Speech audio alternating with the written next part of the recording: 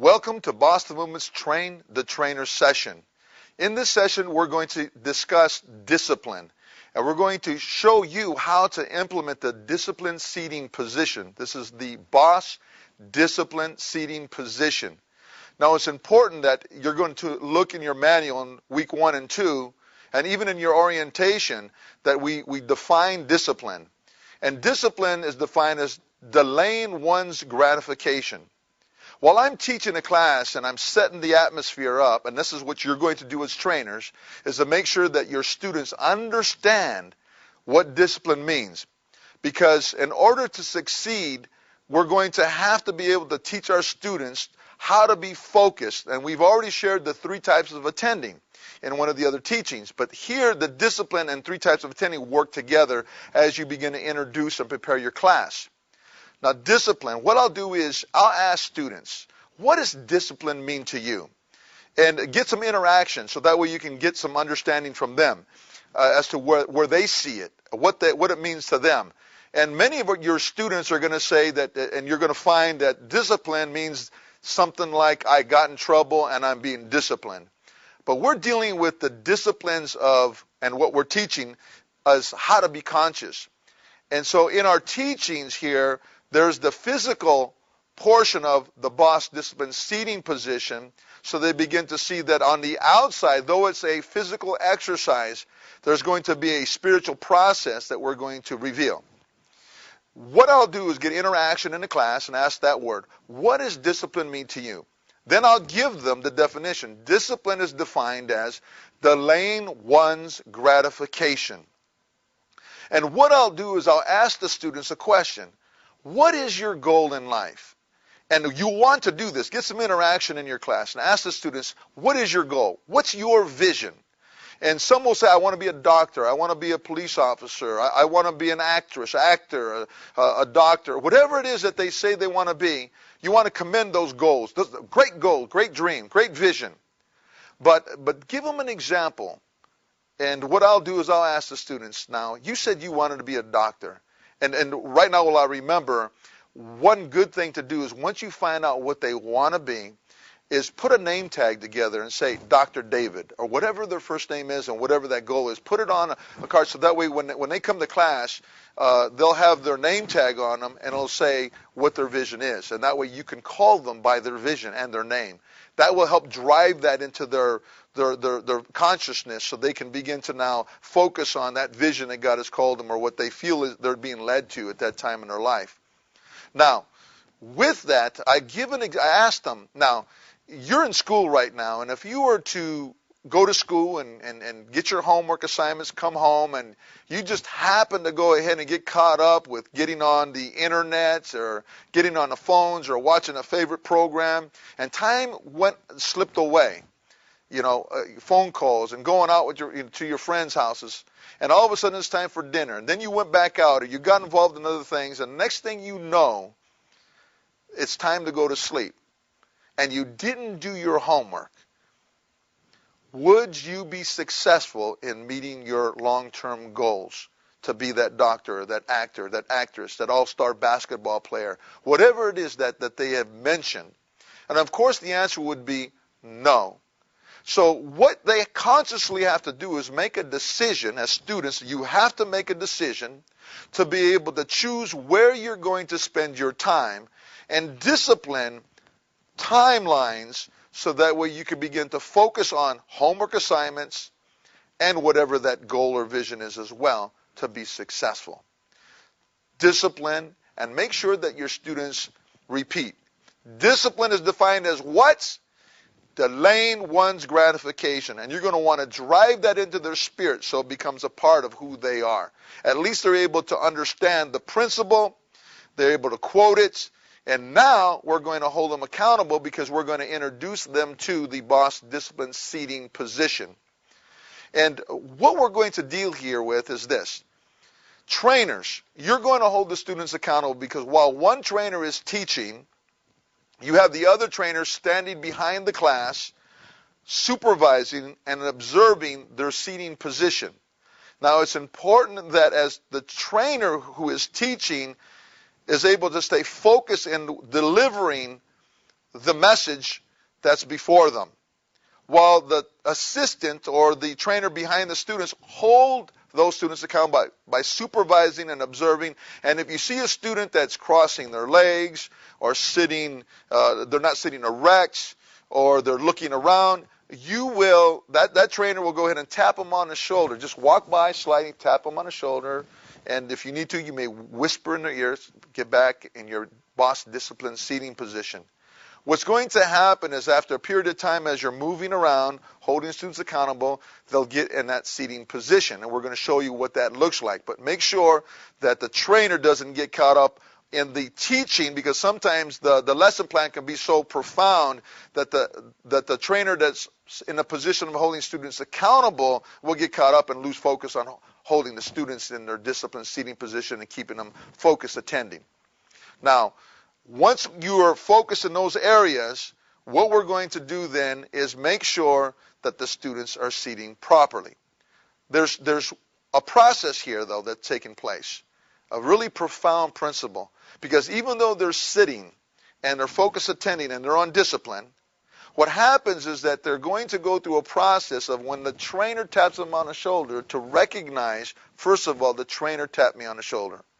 Identify what it is that they're not doing properly, like their legs may be crossed, they're not sitting up, they're looking around, and they'll get themselves set up in the position that they should be. So they'll recognize, number one, identify that the trainer, what it is that they're unfocused and what they're not doing properly. Recognize, identify. They'll organize the information, and they'll file it away for future reference. Over a period of time, through the repetition of holding them accountable, they will master being on discipline. But though that's a physical exercise, they are learning how to function, or the functions of the conscious mind: recognize, identify, organize, and file. So there's something spiritual that's taking place as well in this exercise process. Now, what I'm going to do is stop for a second here and then go ahead and show you what the discipline seating position looks like. Amen?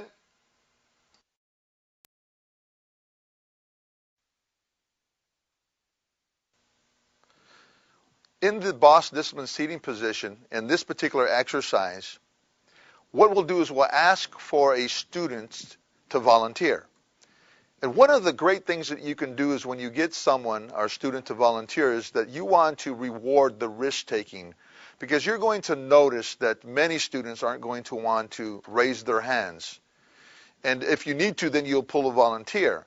But try to get them to move on their own, ask for a volunteer, and have them come up, and just, if the name is Sylvia, Rachel, David, Robert, say, let's give Robert a hand, let's give Sylvia a hand, and then have them applaud, so that way they come up. And even though they don't know what they're volunteering for, just say, I need someone that's going to take a risk and volunteer for this exercise, and get that volunteer to come on up. And what you'll do is you're going to ask them to sit down. While you're standing, explaining and finishing, defining discipline and what it means and what it looks like, you'll have them sit in a chair.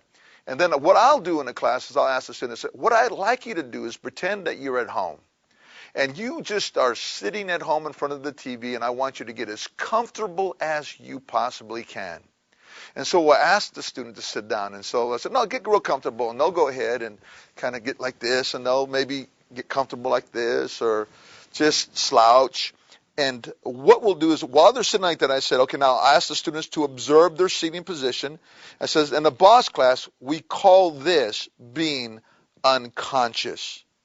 So if you have students in your class that are just real relaxed, the question I have for you, are they going to be in a position to really learn? Or are they going to start losing focus because of their position of just being so comfortable? And what we want to do is we want to begin to help them. And this is what I'm teaching the students, you're teaching the students, is that we're going to help you stay conscious. I am not going to waste my time, and you're not going to waste your time. That everything that we're going to do in this class is designed to be able to get principles in you so that you can be empowered, so that you can grow. You're not going to be the same at the end of 20 weeks. Or if you're doing the 32-week program, you're not going to be the same. You will be changed. You will be transformed by the renewing of your mind. You'll be so sharp that you're going to be able to produce and fulfill all that God has called you to do. This is why we're going to hold you accountable. We're going to help you be successful. So after I explain that to the students, and I show them this unconscious seating position, I ask the student, now what I want you to do is I want you to sit up in your chair. So I'll have the student sit up. I said, now put your feet flat on the floor and your hands directly on your lap. This is what we call the boss discipline seating position. Now we're going to ask for the trainers to hold the students accountable. So if a student starts to move their hand, or they kind of put their legs out and cross their legs and get comfortable, or they're looking around, that a trainer will move around from behind and tap them on the shoulder, and they're automatically going to just get back into the focused discipline seating position. And this is what your job as the trainer who is not teaching, as you tag team your teaching, each one of you will take turns holding the students accountable. Now, as I mentioned before, this boss discipline seating position is very important because you're not going to, let me just put it this way, this isn't a boss class if they're not on discipline. This is one of the major key principles that you must have them master. Not being mean, but to just be able to share the whys behind this discipline seating position so they'll be able to see it and understand it, so that way they will be willingly going and flowing with the exercises. Amen? So let's make sure that we hold them accountable. So if you go see them unconscious, hold them accountable, tap them on the shoulder. If you have students that are really giving some problems and they're becoming the destroyers in your class, you may have to pull them to the side, outside of the class, and discuss this with them, and then get their assistance. Get them to work with you, bond with them, so that they'll desire to conform with you and comply. Amen? Now, this, once again, they're going to learn to recognize, identify, organize, and file. The process of the functions of the conscious mind, by holding them accountable, they will master this. Before you know it, if they go unconscious and are looking around, just by your movement, as you move towards them from behind, they'll just automatically get back in disciplined seating position. That's the key here. Hold them accountable. And once again, drive that definition. Discipline is defined as what? Delaying one's gratification. And you may have to review this all the way up to week 10 quickly, but making sure that they understand the principle, so that way you drive it in them, and you'll have a class that's going to grow, and you're going to be amazed to see how much they're going to get in their spirit through repetition. Amen? So once again, as you review this teaching here, make sure you get it in your spirit, so that way you do a great job in delivering this message of the disciplined boss seating position principle. Amen? God bless you. Great teaching, Coach George, on discipline. Remember, discipline is delaying one's gratification. So coaches, when in the classroom with your students, remember the correct seating posture: back erect, feet flat on the floor, hands in their lap.